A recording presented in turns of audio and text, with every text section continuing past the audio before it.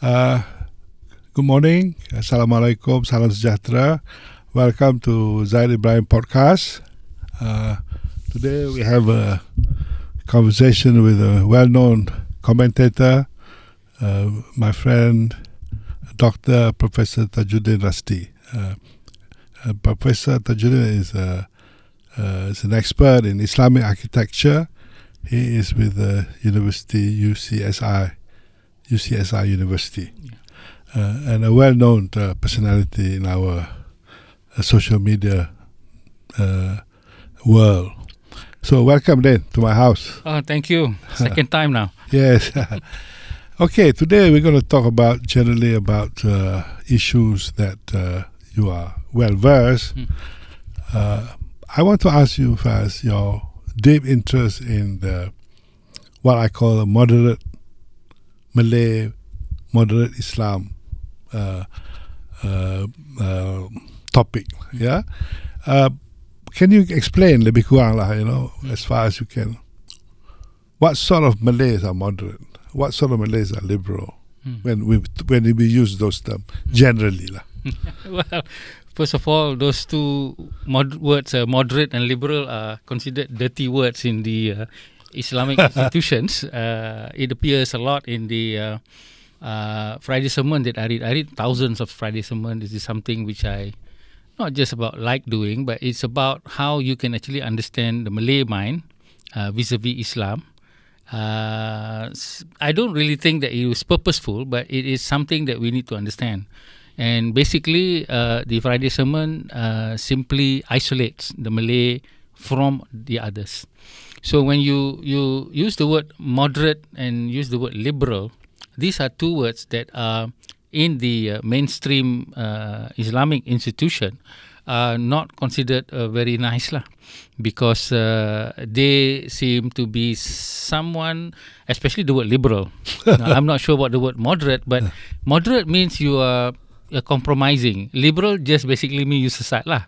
Okay, you're off the track, but they cannot call you kafir, because that is against the Islamic law when you are still professing the shahadah and praying and things like that. But so they use the word liberal, and that more or less means sesat. Now I'm using this definition from what I think the institution is using. The word moderate means you compromise too much. Okay. You compromise too much. So that's how I think it's being used. But on other aspect, like let's say Anwar using the word Islam Democrat, or I'm not sure whether he used the word moderate, but these are some words that other people also use. And are those terms relevant in our understanding of the problems in the country? Well, when you look into the issues of the country in the 70s, it's definitely different than issues of the country in the 21st century.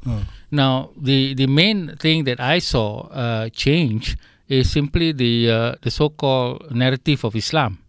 All right, in the 1970s or 60s, it's very, very, very simple. The idea of Islam as what I call a cultural religion, meaning it's part of your culture, and also progress and others aspect are relegated to the idea of science and technology and economy as what the Western have done. But now everything and anything is entwined with Islam. Now this could have begun with the 1980s idea of the Islamic reform being introduced. If you remember the KBSR, the KBSM in the school, trying to be introduced by Anwar. I understood that because in the United States, when I was studying in the United States, there is this International Institute of Islamic Thought, led by Ismail Raja Al-Faruqi. Ismail Faruqi, who was murdered later on for some reason. And I even have the first publication, the idea of what they call Islamization of knowledge, meaning for some reason knowledge needs to be Islamized, whether it's science or social science, it needs to be having a kind of an Islamic perspective. So that is done by professionals and scientists who are Muslim, not by ulama, because the ulama, they said have reached a point of what they call jumud. Jumud means what do you call it? Stagnant. Yeah. Okay, no more thinking, no more. This. Just follow whatever that has been done. So from that movement, then came into Malaysia, where you have all this international Islamic university who's supposed to create modern, moderate, not liberal, moderate Muslims who can deal with the Western views, but still having their Islamic values. That was the original intention. But on the 21st century, it's gone way off track. It has gone. Can you explain? It has gone way off right. What do you mean? Well, you see a lot of people spouting Islam, definitely. Any Islamic issue, people are very, very highly sensitive, as if God loves all these things, as if God loves that you are protecting His name in terms of the insult, kononia insult. I didn't find anything insulting with the name of Allah in a stocking. I've Googled so many other deities who's and stocking and food who said that they were dirty. They're part of the body parts, and even in one story of religion, that the food will be asked about where it went in order for you to be determined to go to heaven or not. It's something like that. It's not. I don't see it as to be any dirty or anything. But the point here is that the narrative has gone to the point of what we call a physical narrative, meaning anything that is about things touching on the lifestyle, okay, not on ideology or concept, lifestyle, like going to concert, alcohol drinking, and communism. All these things are actually, if you actually listen to ceramah of ustaz in mosque, these are basically the things they talk about. They don't talk about the science of things and the sustainable development goal of making the earth cleaner. Nothing of that. Even in the Friday sermon, and I've gone through the Friday sermon, and they don't talk like that, and therefore that is where the identity of Islam is being put up on the pedestal rather than the concept, ideology, and most importantly, the value system that is not actually being put forward. Yeah, is that? I understand that, Prof. But is that to do with politics? My quick answer is no. All right. Now, many people are surprised at my answer. They say politics is everything. No. In this particular case, I'm probably the only one who said, actually, if you understand, I was going to write an article called a Malaysia with the Anwar, meaning people seem to blame him for all this Islamic craziness and all that, right? The Malays don't like him because he is not an ustad, and the non-Malays don't like him because he brought in the Islamic thing. But they did not understand that the Dasar Ekonomi Baru created a group of wealthy, middle-class, upper-middle-class Malays. I'm not sure whether you are product of Dasar Ekonomi Baru, but I am the product of Dasar Ekonomi Baru, and I have friends of that nature. I am. And many of this, 80% went overseas and studied. They were never part of the Islamic reform movement. My friends, they were having the time of their life, And then when they came back, they did their money, with the everything. And then when they retire, I saw most of them turning to religion. And I said, oh, okay, that's good. Now, why don't you read this book and that book? He said, no time to read book then. I mean, they hired a ustad to come and teach them how to pray and all this. So conservatism have come into the part with the pensioners of the Dasar Ekonomi Baru, and also with the young people who were the children of the first Islamic reformists, which is Abim, Ikram, and you have Al-Arkam, you have the Tabligh. I was with all of them, yes, but not member of them, and they grew up knowing this kind of Islam as part of social and also something political. And so they are growing up with their children. Now their children are in the Islamic school shouting Palestine and Israel. I have my grandchildren also saying that, and this is the mainstream idea of Islam is being caught by the people. So you only need a few spark, and PAS Parti Islam Malaysia is extremely lucky that they made a pact with UMNO in 2016 or something. And all this converged with this conservatism that has brought us to, in the past 10 years, I documented 30 issues about Islamic conflict, the Bible issue, the burning of the Bible issue, the anything like the Taman Austin. I record this in the country. So it's really, we have that Islamic impetus in identity and also conflict, but not the ideology. Because for some reason, the university are also gone conservative. They won't even allow any other discussions of discourses like, what Islamic Renaissance Front always was this. And I witnessed how they are being rejected by the universities. So that's why I said it's not the politician. Okay. So but the politicians use Islam as well. I'm sure you agree with that. Yeah, definitely. Of course, why wouldn't you use Islam if your people are very so-called Islamic oriented? Why wouldn't you use Malayness when your people? So what you are saying is the market is there. Yeah, the market is ripe. Right. Very, very ripe. Extremely ripe. So the politicians really have no choice. Whether you are on the good side or on the bad side, if you don't talk Islam, nobody's going to listen to you. Nobody's going to listen to you. And where will this end? Or rather, where will it progress? Or where will it lead to? How will it play out? Yes. How will it play out?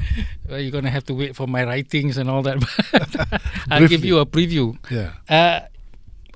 If anybody asks me, so Prof, what is your advice on my children? I said, just send them overseas for 20 years. Because like it or not, we are in a stage, okay? And if you want to blame people, sure, you can do that. I don't like blaming people. Yeah. For me, what happens in history, whatever it is, it is. Okay, so it's just too expensive to blame Tun Mahathir or to blame Anwar Ibrahim or to blame Zahid Hamidi or Najib Razak. I mean, I've looked at the history of Malaysia and also read a lot of history and being an academic to understand there's no one blame. This is the path and this is the wave and this is the thing that we have to deal with. But how do we deal with it? And a lot of the non-Muslims that I speak to blames everything on Muslims.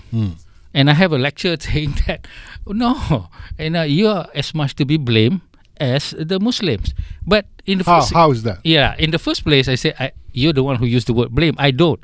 I say that in relation to the non-Muslim. Yes. Okay, for instance, let's say the issue of Anwar witnessing the Indian boy who became a Muslim. You remember that? Yes, yes. So the Kuala Lumpur Chinese Assembly Hall, who gave me the Civil Society Award, immediately jumped and said, "Oh, you shouldn't do this. You're the Prime Minister and cannot do this and all that. You cannot be converting people, things like that." And there's so many news about converting people. And I said, "What are you talking about? This is witnessing somebody." And he didn't ask the boy. Was the one who asked because he happened to be there. Now, of course, I only know what I've been told, that he happened to be there, and these are the things that happen. And so, witnessing a conversion is simply the responsibility of any Muslim. Okay, it's not a requirement. You want to be a Muslim, you just proclaim to yourself and God, and then you're a Muslim. But you need to tell somebody so that your affairs in the world. So that's what called witnessing. So here is a situation where the non-Muslim didn't even get the full picture, okay, and then put on their own values that Anwar as a Prime Minister shouldn't be doing this because you're insulting the non-Muslim. So no, Prime Minister can marry his own daughter, can also do the witnessing. You don't know the responsibility of a Muslim. I can lecture you on the responsibilities of Muslim because I learned from Islamic reform that in Islam there is no priesthood. This institution of Islam, the muftis, all these clerics who look at that, who Malays look as somebody special. Well, they're not special. They just happen to study one area deep enough, and they are really ignorant on 200 other areas. So, but the point here is that they cannot give absolution, like the certain other religions, priests. You need to learn Islam on your own, and the faith of Islam is on every single individual Muslim. This is the creed of the Islamic reform. Now, for cultural Islam, you depend on the ustaz and the muftis and whoever is in charge. But, okay, the leader, whether it is a political leader or religious leader or cultural leader, I mean, they're all intertwined, right? I mean, you cannot separate, especially in Malaysia. Politics penetrate or immerse in every aspect of life. So, a political leader has some responsibility, don't you think, to take the good and reduce the harmful effects of all this phenomena? Well, yes, I certainly think it's a good leader, a conscious leader. But the problem here is that whether you're a good leader, especially if you're a bad leader, then you definitely will write on anything in order to have that. But I'm trying to say and to write in my pieces saying, even if you're a good leader, sorry, I consider Anwar a good leader, even if many disagree, you need to have certain political things. For instance, like to win the Malay votes or the Malay conscience. And so things like, let's say, speaking for the Palestinian in a certain tone, okay, and even inviting them to be into our hospital as guests and things like that. Now, the non-Muslims are saying all sort of things, and I keep telling that, look, I wrote in an article saying only Islam can solve the Islam problem. If you're trying to replace it with some other Western ideas, forget it. It's too late. The boat has already passed. Okay. Now, if we had known all this, now would we have, denied the Islamic reform? Maybe. Okay. But sorry, that one is no longer an option. What you have here is you need another sort of Islam that can convince most of the Muslims to go on this side rather than on this other side, which is the conservatism, what we call extremism, and what I call the easy Islam. Easy Islam is very easy. Just, follow your ustad and, avoid alcohol, avoid friends with alcohol, whatever. It's just very simple. But the other one, tolerance, I know, talk about compassion, talks about helping all humanity. What is this? We only have certain money and certain time to help each other. In my WhatsApp group, they will only help Muslim.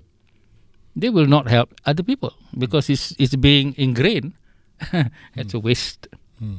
So you need a narrative of Islam, but the Madani narrative that was produced was supposed to do that. But I'm sorry that that one Anwar has not shown an excellence in terms of communication because he's stuck in the 1990s where he thinks that whatever he says from his mouth in the most eloquent manner will then penetrate into society. Sorry, Anwar, that's not going to happen. So what must he do? What more must he do? He needs to have a team of all these intellectuals that he's always be seen with to actually come out of the woodwork and storm the social media. I mean, I know most of the so-called intellectuals, and I have called them out many times. How many times have you seen leader of Akim, who is Anwar's friend, leader of IAIS, also Anwar's contact, whoever lah, you name all the institution, but where are these people when the conflict comes? You only hear my voice, and I say, where are you? Maybe. Guys? Okay, well, I'm just playing. Is it possible that Anwar is just talking about the Madani, whatever that you think he mean? He believes the Madani concept, the moderate, the intellectual, the civilizational. Conceptually, it's very difficult to practice. It's easy to articulate. Could it be because it's difficult that these so-called intellectuals dare not enter the fray? Because they might be misunderstood. Is that the reason? I don't think so, because you have, a whole lot of Abim with their schools. whole lot of ikram with their schools. These are all definitely part of the Islamic reform people. And I don't see any activity about, say, let's say, a certain Madani principle about, say, tolerance, crossing across cultures. Where are these activities? It's not on social media. You're supposed to have these people going to the mosque, to the other places of worship, and being seen with others, that sort of thing, helping all sorts of people. This kind of values, where are they? It's not there. And I'm calling out Abim and Ikram also. Where are you guys? Please, I said. Okay. Okay. So, but I don't agree that you say that maybe it's too difficult. What do you mean too difficult to understand? It's your job to make sure that it actually can be understood. That's basically it. Yeah, but there are controversies involved. I'm sure you know. Yeah. And not many people, even though they're intellectual, they call themselves, but they dare not because they don't want to be. Well, they don't want to lose their position. They don't want to. Now that one's different. Okay, so I don't think it's too difficult. I think basically, I have the suspicion that the first generation of Islamic reform is different than the second generation of Islamic reform and the third generation of Islamic reform. You see, the third generation of Abim and Ikram are young people who was already going to have a conflict on the Jawi issue. I met some of them, and I saw that their stand is very conservative. Okay, same thing with the Palestinian issue and all that. They are all conservative. So one thing that's happening to this kind of Abim and Ikram, you have a whole crop of new young people who actually never understood the original readings and foundation of what the Islamic reform was supposed to achieve in the first place. Okay, so that's why the reluctance in doing all these things. And the academic that the same thing when you talk about academics, a lot of these academics, they are just now also learning about Islam. The pensioners, I call it Islam pension. So I saw their attitude like the Kampung Baru attitude to be the UNESCO thing. The Kampung Cina. And the Bak Kuteh. I found my WhatsApp group of professors, saying, "Oh, this is Kampung Cina. This is not our heritage." What do you mean not our heritage? They just stopped Malaya from becoming communist. That's not our heritage, And the Bak Kuteh is a soup that can be in many different versions. Okay, not just this one. It's been there for a long time. Why are you saying that it's not a Malay heritage? No, they're using words like that, So, in a sense, many of these professors, so-called professors now, are not reading the same books or the same, having the same ideas as the original one. They're just having something that is easy for them to blend into the conservative network for their whatever gains. Okay, Doc, we take a short break, and then we'll continue this conversation about Islamic reform. All right. Yeah? Okay. Thank you.